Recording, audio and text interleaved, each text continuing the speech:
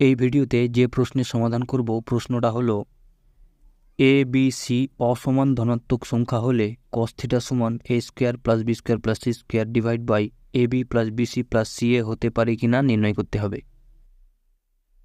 তো চলো নির্ণয় করা যাক। এখানে যেহেতু বলা আছে এ বি সি অসমান ধনাত্মক সংখ্যা, সুতরাং আমরা এখান থেকে লিখতে পারি a minus B whole square plus B minus C whole square plus C minus A whole square greater than 0। এবার এটাকে সূত্রে ভেঙে দিলে এটা হবে A square minus 2ab plus B square plus এটাকে সূত্রে ভেঙে দিলে হবে B square minus 2bc plus C square plus এটাকে সূত্রে ভেঙে দিলে হবে C square minus 2ca plus A square greater than 0।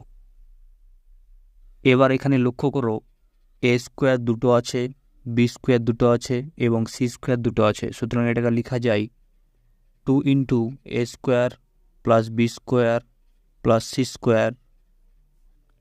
এবং আরও লক্ষ্য করো মাইনাস 2ab মাইনাস 2bc এবং মাইনাস 2ca থেকে মাইনাস 2 কমন নিলে এটা হবে minus 2 into ab plus BC plus CA greater than 0।